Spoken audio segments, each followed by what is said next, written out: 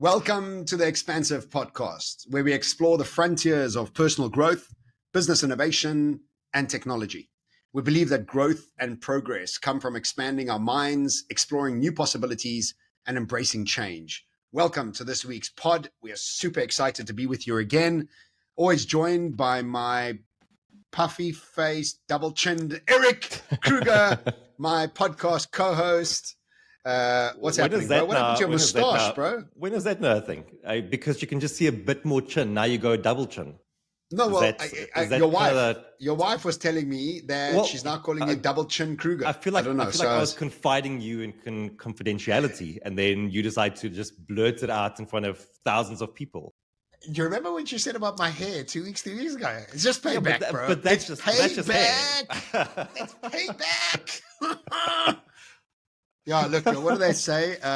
I can cut my hair, you're ugly. Listen, I think that's what they say, yeah. I just think that in a friendship, there's a certain level of confidentiality that needs to be maintained. And I probably need to send over some sort of NDA to you at this point because, I'll get something drafted by Chat GPT a bit later today and I'll send it over to you. Okay, no problem. Okay, double chin, Erik Kruger. What's happening? What's happening down there in Cape Town? Yeah, all good. Busy, nice weather today for a change. We've been being rained out the entire time. But today, get to play a bit of paddle, do some webinars, do a podcast recording with, I think, Tolu in London today. So that's going to be cool. What? You're on another podcast? Yeah, I'm on tons of other podcasts. On me, Erik? Dude, yes, I'm just spreading the word. But all of a sudden, it's like, I thought we had a deal that it was only podcast together. I think the podcast world was supposed to be a partnership. Just let me know, how are you spreading the word about the Expansive? Every time I get on stage, I introduce, I am part of the Expansive.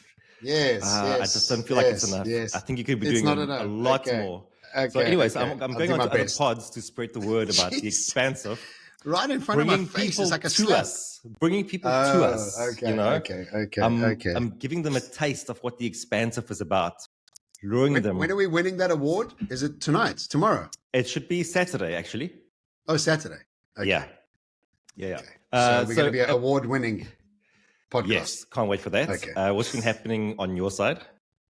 Yeah, good. Thank you. Last few days in South Africa. On my way to Miami on Monday, really looking forward to it, a Singularity camp. And I'm going to be listening to some really, really smart people around courage, blockchain, Bitcoin, AI, and I'll be doing a talk on the evolution of the human being in order to be able to deal with what's coming, which has become kind of my niche at the moment. Just looking forward to that. And then Vegas after that. And actually right now I'm booking some places in Sedona Valley, which is is in Arizona. So I'm going to be doing that for a bit. So all good, busy, happy, and happy to be in this pod with you. And we got an exciting topic today, something that comes from Sam Altman. And if you all don't know who Sam Altman is, you've definitely used his products and he has touched your life in one way or another.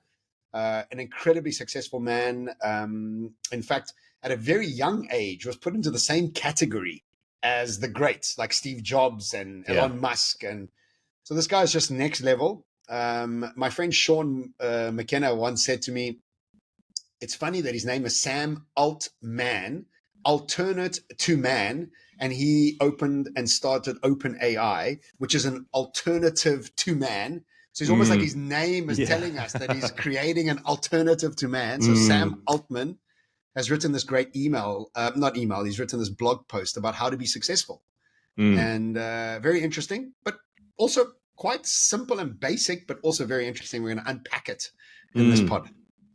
What I loved about this is, so he wrote this a few years before OpenAI and before OpenAI became a big thing. Sam Altman is currently 38 years old. OpenAI, so like John was saying, OpenAI has Chat GPT as consumer facing and also DALL-E, which is similar to Midjourney. So it's image generation, text to image generation. 38 years old. OpenAI is valued at $30 billion, obviously with a big investment coming from Microsoft. And Sam Altman himself is valued somewhere between $500 and $700 million at 38. So I think, when he talks about what success looks like, it feels like it's coming from someone you can trust and listen to. And, as I was reading this, the biggest feeling I actually had was just, I hope this guy is legit. And not in that the success that he's had, but I just hope that nothing comes out in a few years about how he's been schneeing people or, operating unethically, because it feels to me like so much of that has been happening recently, that we see people who do amazing things, and then it's not long before something is exposed, some shady things being done. And I was watching, I don't know if you've seen, there was recently a great documentary on SBF, Sam Bankman-Fried, Yes. who did the whole FTX thing. Yeah. And, in the moment, FTX seemed like this incredible exchange, doing amazing things in the Bitcoin space or in the crypto space. And then this whole house of cards just came tumbling down. And he was exposed for incredible fraud that he was perpetrating through his businesses. And it's such a pity, man, because you see this young guy that's done so well, that's grafted so hard, that's, changed an industry, but then comes the exposing on the backside of that. And I'm just hoping that Sam Altman is not that. Two things. He does look very genuine. I mean, he does. He looks like Peter Pan. Seems, He just seems like Peter Pan, and he's been working around very, very influential people for years in different guises. And I think if that had come out, it would have come out by now. That's the first thing. The second thing is, we're all human.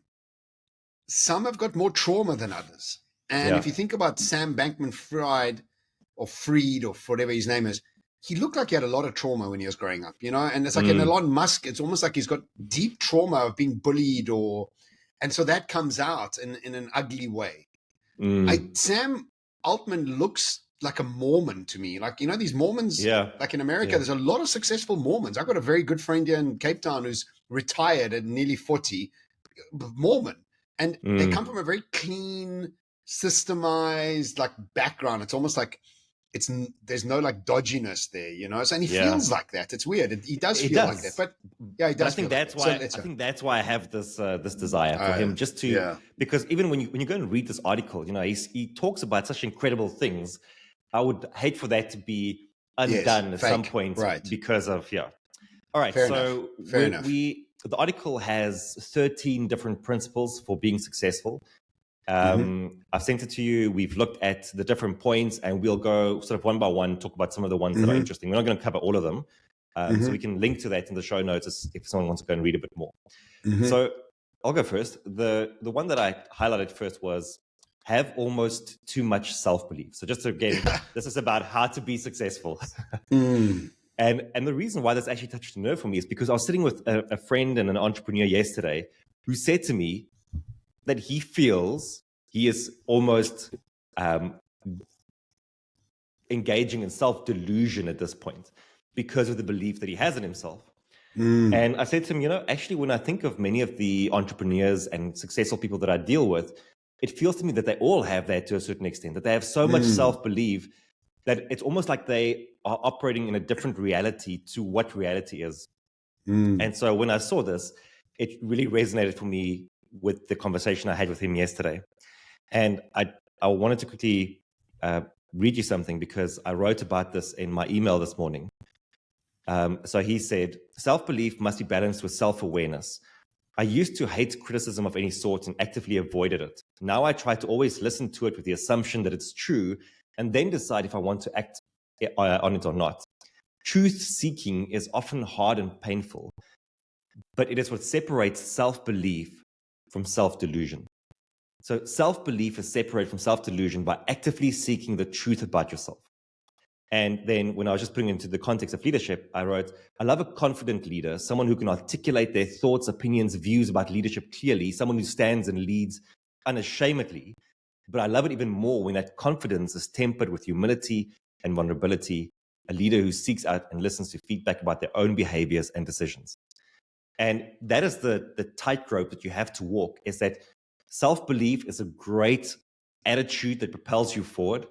But when it becomes self-delusion, at some point that might end very badly for you. And so the way that you temper that is to have the confidence, to have the belief, but to make sure that you have trusted voices around you that just help you to navigate where you are going and what you are doing. So that's my first Very one. good. Very good. I think the thing is the loudest voice in your head must be one that's an encouraging voice to yourself. Yeah. And whatever criticism you're getting from the outside, you still need to have the voice that's the loudest in the room inside your head, one that's encouraging.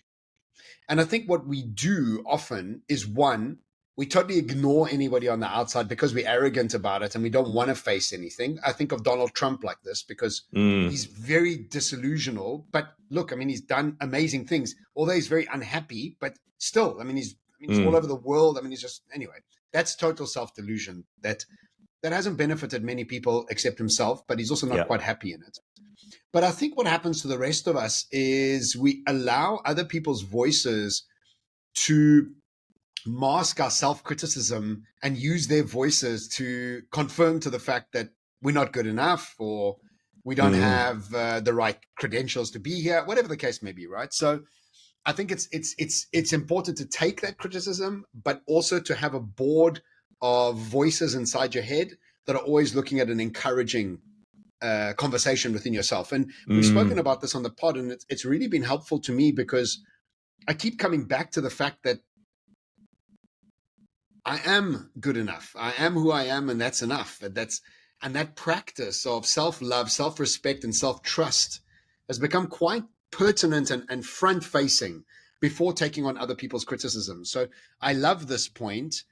I do see there's a gray line because sometimes we think other people are too self-delusional, but actually they're doing amazing things and rocking, and we know a few of these people ourselves. And so there's a fine line. And I think it's a practice that you need to develop within yourself. Yeah.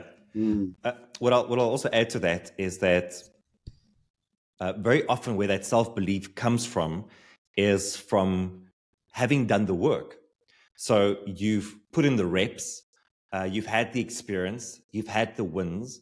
And so what all of that accumulates into is a certain level of intuition that you have. And so that self-belief, that heavy self-belief is actually just you relying more on your intuition than ever before. But I love what you said, because I do think what's true for most people is that we operate with the voices of others in our heads instead of... They're not even the voice of others. But the perception of the voices. The perception of the voice of others is what we do. We have an argument with somebody thinking that's what they will say to us, but actually it's our own insecurity projected back to us. Awesome. Cool. Next one. Great. Next one, and the one that really stood out for me was make it easy to take risks. And I love this one because I had a very dear friend, one of my best friends, Sean Morgan, who passed away 8 years ago. And he made a lot of money in a very young age, highly like intellectual, and was a CFO of publicly listed companies by the time he was in his early 30s. So it shows, I mean, he was really out there. He was doing really well. But he had a very clear life motto. And he always used to say to me, John, and this is the 10 years ago, right? Or even 15 years ago. He used to say to me, John, 50 grand life, 50 grand life, 50. That was his motto, 50 grand life.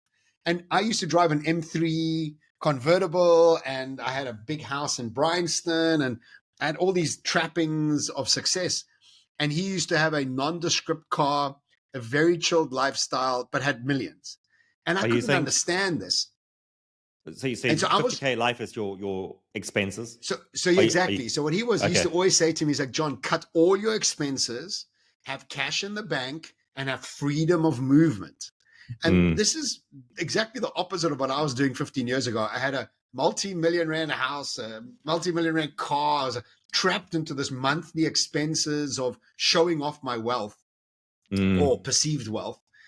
And I always say that I was an excellent Joburger, That's what Joburg's about. It's like somebody that flaunt it before you have it. And obviously it all came crashing down. But now that I'm in close to 50, I wouldn't say it's a 50 grand life because obviously inflation has changed that, but keep things simple, keep things basic. Don't have debits coming off your account like you're going to die. Don't just cut your expenses. You don't need that much stuff. And when you are able to break it down into a very simplistic lifestyle, you're able to take better risks. You're able to be more open to new opportunities. And right now, I find myself in a very, very easy way to take risks. I can go live in the States. I can go live in Dubai. I can go live anywhere right now, do any business, engage with any option. And I've got a bunch of them out there that are bubbling. And I love this point because make it easy to take risks. And if you look at Sam Altman, what's he doing? He's running around with a blue backpack, trainers, pants, and he just rocks up at meetings and interviews. Very simple, very to the point. And I was watching an interview with Dr. Beast the other day, and he rocked up into that interview setup. I mean, Mr. Beast. Okay. He rocked up into the interview wearing shorts and a t-shirt. And they were talking about him making like $300-400 million a month. And it's like he just doesn't even care. It's like it's irrelevant. It's just keep it light, keep it simple, and take risks. And I thought that was a really, really good point that Sam Altman had made. I thought there was a Mr. Beast copycat running around calling himself Dr. Beast. And obviously he's doing big, yeah. All right, so I like that. You know what it also reminds me of is anti-fragility. Because and we won't go into the whole thing about anti-fragility, but there's a saying that I remember from my talk when I was giving it, which is, it comes from the military. They go, 1 is none and 2 is 1. And it's just this idea that if you carry one clicker with you into a talk and that clicker breaks, you are done, right? Like what are you going to do? Whereas if you have a backup, then there's a bit of safety and security that comes with that. And I think it's the same principle here, is that when you have built buffer into your life, it allows you to take additional risk. Whereas when you have no buffer, obviously the one thing you do wrong, it breaks you. It makes it very difficult to recover from that. And so people need to work on both sides. They need to work on the buffer side. But I actually think what many people are missing is they're missing working on the risk side, that we get so complacent with just how things are going that we actually stop taking risks. And a big challenge for that is that often the risk feels very big, whereas there are many small bets that you can actually make. You just need to change your mindset around that. And the way that he was talking about it is that you need to look for that small bet that if you fail, you lose once, but if you win 100 times. And so what does that look like? It might look like starting a side hustle. It might look like launching some sort of a minimum viable product. It might be starting to create digital products online, selling a course. There are so many small bets you can take. And if they pay off, they might pay off really well at the end. But I think for most people, complacency actually prevents them from taking any risk at all. I like that. But what it reminded me of is having emotional buffer as well. Yeah. And if you think about it, when you've stretched yourself financially to the end and your time to the end, you don't have time or money to risk. But most importantly, you don't have the emotional bandwidth to do anything new. Great and I often think of road rage, right? Like road rage has nothing to do with the road. It's the lack of emotional bandwidth that you have exhausted yourself and fatigued yourself emotionally. So when road rage happens, it's your place to want to blow that steam out. And so I think this lends itself, this is what meditation does, right? It gives you a buffer of emotions. It disengages you from the high pressure, high beta, and gives you that space to deal with things in a calm way. So yeah, taking risk is not just a financial thing. It's actually an emotional currency that we need to be thinking about as well. Yeah. Great angle. Very good. Yeah. All right. Next one. So the next one I chose was get good at sales. The best way to be good at sales is to genuinely believe in what you're selling. Selling what you truly believe in feels great and not like selling snake oil. And the reason I chose this is because we are all in sales all the time, whether you are trying to sell an idea to someone, whether you're trying to sell a product to someone. But most importantly these days is that when you are trying to sell yourself. And we've obviously seen this big shift happen over the past few years where personal brands have in ways become more important than the company brand.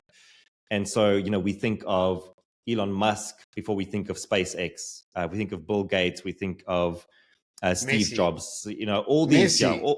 Messi. Yeah, I Ronaldo. mean, what a great Yeah, example. yeah, Yeah. yeah. All these personal brands build the business and almost not vice versa. Yeah. And so, in the world we live in, where you are on display all the time, you need to think about how you are selling yourself. And there are two things to think about. One is, what does the process of that look like? So, over the years, obviously, we've done a lot of putting effort into our personal brands, both from a design point of view, from a content point of view, different contents, like different formats. Like if you go and look for any of our content online, you'll find a plethora, like a whole ecosystem of things to dive into. And that's just been continuous investment into our personal brand, so that by the time people actually speak to us, they kind of know us. They know what we think and how we think about the world. And so it makes any sale post that conversation so much easier. So there's that aspect of it. But then also, something I've noticed with many professionals specifically is that they have a very hard time marketing themselves, because they always feel like they don't want to engage in self-promotion. They feel kind of scummy for doing that. And my mom was actually a great example of that. She's this brilliant psychologist. And fortunately, she has a thriving practice that is like overbooked, but she's never wanted to write content or do ads or do any of that, because she's like, she doesn't want to self-promote. And I think there's a limiting, it limits your reach. And if you have something that can solve a problem for someone else, then by you withholding that information from them or not putting it out into the world, you're actually doing them a disservice, which I think has always been an important mindset shift for professionals to make. Well, I think there's two things there. One, some people just aren't personally, or their personality doesn't lend itself to that. So I know some people that just can't do it personality-wise. But I also think that it's an age thing. Because if you think about people in that age group, you were always told, don't be a show-off. Don't think you're too clever. Fit into the system. Stop trying to fit out. Like, calm down. Like, and that was the messaging that we had 30, 40 years ago, like fit into the schooling system. Today, it's about fitting out the system. And who does it better than Americans? I mean, Americans are way out there, so confident, so pushing themselves, and they don't see it as self-promotion. This is just how they show up. This is what you need to do to stand out in that huge market, So, yeah, I think learning how to sell and selling something you love, then it becomes quite a natural thing, right? I do often bump into these TikToks about sales guys and what you must do when you're selling. And you must never use this term or that term. Yeah. I'm not following up. I'm doing. And I look at this and I'm like, oh my God, it is a nightmare. Imagine sitting in an office with that and being trained to do that, selling property or I don't know, some other crap that you don't really have any passion for, but you have to. And now you're building a persona of the salesperson. Oh my God, I'd rather shoot myself in the flipping head. But I think the problem with those TikToks is that they position sales as this thing that must be done instead of just a natural exchange of value. And so when I listen to those conversations, obviously, like what it feels to me is that you are trying your best to persuade me. Like you have to use as much verbal jujitsu as possible to get me over the line. And like the moment it's actually that salesperson that we all hate. Whereas when there's a very natural conversation about an exchange of value, sales is easy, But I like it because I think ultimately everything in life is sales. We are always trying to sell people on something. And even though you shouldn't be speaking the language of sales, you should be good at speaking the language of whatever it is that you are curious about and interested in. And that's why when you listen to, I've always thought this, when you listen to a public speaker or keynote speaker, the reason they are so convincing is because they've spoken about these things so often that if you ask them a question, it's so well articulated, you can hear that they've thought about it. And therefore that convinces you because it's just well put together. And that's all you need to do is be interested in what you're interested in, take some time to piece it together so you can articulate it better, and then just talk to the world about it. You don't have to sell them actively on Not it. to convince That them. is- Yes. Yes. If you're ever trying to convince somebody, you don't believe it yourself. This is what super religious people do. Like, you got to listen. This is the way. You're like, dude, no, actually, I don't. Leave me alone. I'm not trying to. And this is what I always find weird is like, I'm not trying to convince you. I'm just telling you what I've done. You do what you do. Like, whatever. I used to end my talks many years ago with a slide that said, and all of what I've just said is your incredible privilege of choice to engage with or not. That's also okay. You don't have to engage with what I'm saying. Okay, cool. So very good. Next. I like that one. So mine is a combo. The next one is a combo of be hard to compete with and build a network. And so what he says is, you need a uniqueness about you. And I think it's this uniqueness that I wrote about in my third book, Foresight, around how our job in life is to find the golden thread and the invisible dots that we can connect personally that nobody else can. This becomes our only job in a world of commoditized services and intelligence. And so what makes you stand out is your unique factor of combining many different, I suppose, like modalities and ideas into one thing. And for me, I always use myself as an example is because nobody else I know is combining business strategy, futurism, psychology, and neuroscience. It's a very unique mix because it's what I'm truly interested in and fascinated in and what I read all the time. So this makes me stand out. But then it's in this standing out that you can become a very, very good networker, not by trying to sell your uniqueness, but allowing other people to benefit from your uniqueness and to connect the dots for them that they haven't quite seen yet. And I love the fact that he talks about that 3 of his 4 major deals in his life have come from him doing something kind and unique for somebody years ago that come into fruition many years later because of his ability to have accessed his uniqueness and then understood the skill of networking, of adding value without counting, and then allowing that to look after itself. I mean, it's a very conscientious, mature, like just a very, like a mensch, like in the Yiddish, they call it a mensch. It's like, you're just doing things for the greater good. And that always comes back, and I've also felt that in my life. And it's a constant practice for me to go, well, am I more confident in myself? I have my own voice. I'm not trying to persuade anybody, but all I'm doing is sharing my uniqueness and also being abundantly generous with it and trying to help as many people as I can for no cost. But eventually that comes around and eventually that pays you back. But that's not really why you're doing it, because you've accessed your genius and it's an endless stream of creativity and energy. And in that understanding, you become generous with the sharing of it and then build a network around it. Yeah, obviously, the network one really speaks to me because, like he says, all great work requires teams. And when in that piece, he talks about 2 heuristics, sort of like how do you know how to hire people or who to hire? And the one question he asks that I love is this person a force of nature? Yeah, I love that. That's great. Oh, that is good.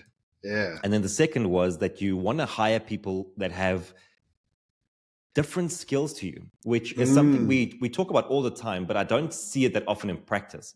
Often what I see in practice is that a team is just the same person multiplied 5 or 6 times over.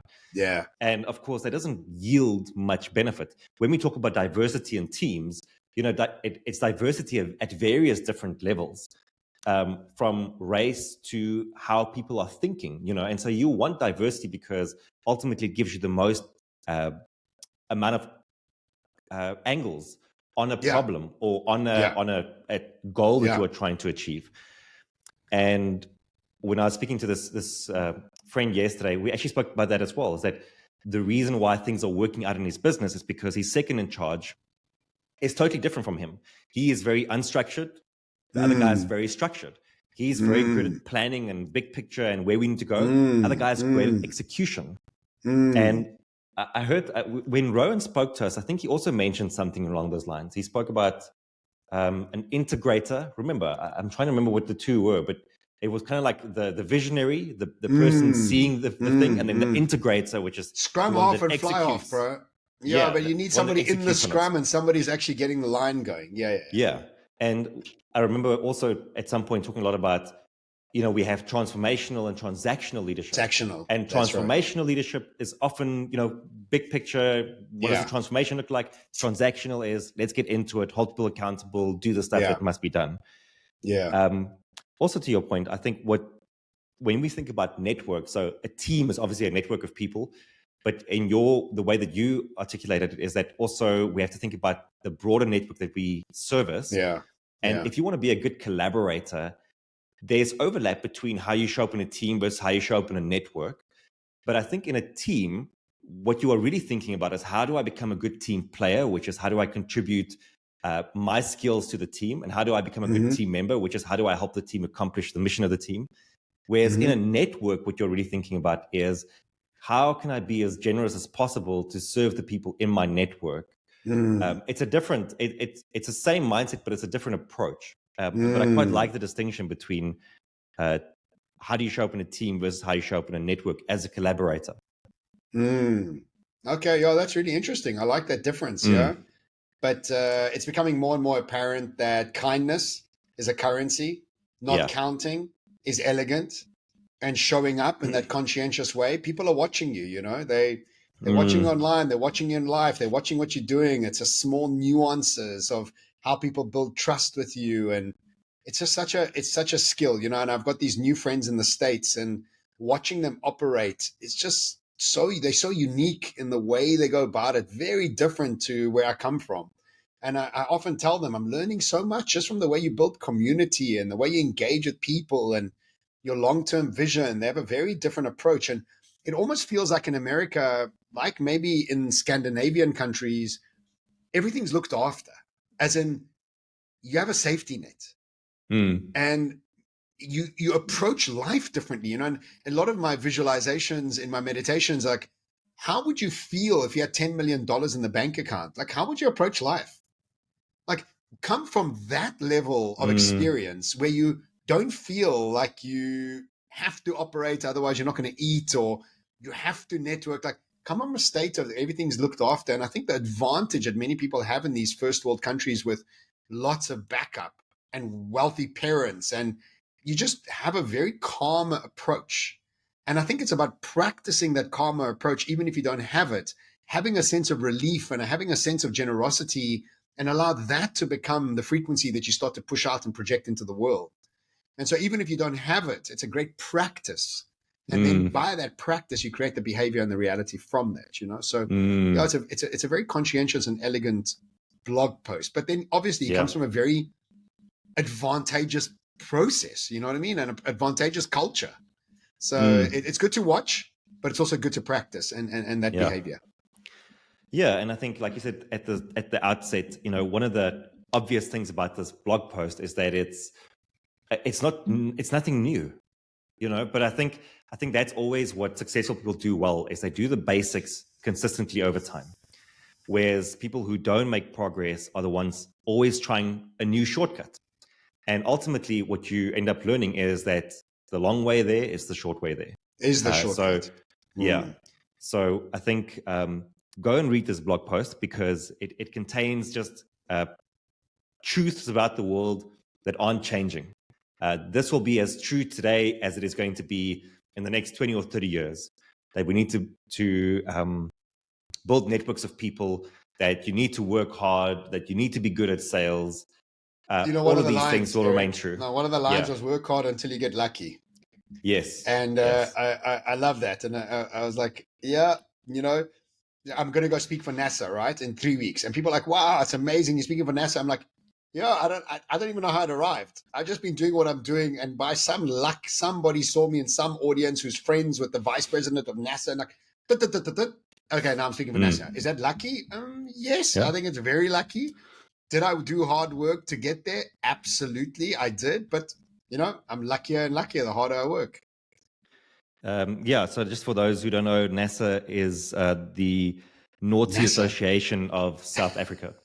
So I mean, they're fortunate to have you. Sorry, I know they're very excited to have you. You Your came talk's up going with to be naughty. riveting. You came up with naughty. Is that the best you could do, Erik? Naughty with that vocab of yours. That is not mine. That is just what the associate. I mean, I would have chosen it. I would have chosen a better name. I would have chosen something better. Yeah. Oh, okay. So it's not NASA in Florida. This is NASA in South Africa. Oh, okay. Sorry. The one that you're speaking for. Yes. The one I'm speaking for. Yes. So what am I doing? Am I zooming in when I'm in Florida? Am I zooming back to South Africa with a naughty association? Dude, I don't know how you organized your life. You somehow got it mixed up. So mixed up, exactly. Anyway, listen. Thank you. It was a good one. Yeah, thanks. I mean, it's not a good one. It's just reality. But thanks. Thank you. Listen, so yeah, thank you very much. And as always, thank you for listening to the pod. It's always great to have you with us. Hopefully by the next time you listen to this, you've been on this journey with us. So you either know whether we're going to be an award-winning or just continue to be an award-nominated pod. Look, if we introduce the pod next week as still an award-nominated podcast, it means we didn't win. Then you know. Yeah. Or we might just not mention it ever again because it's a sore point. Again. So let's see. Yes. Ever again. But thank you for listening to the pod. We appreciate your time, your effort, your attention, and we hope that you've taken something valuable from this. Please share it with friends, share it with your colleagues if you think that there's value in it for them listening to it as well. And as always, we love hearing from you on reviews. Easiest way to do that is Spotify or iTunes. Until next time, be expansive.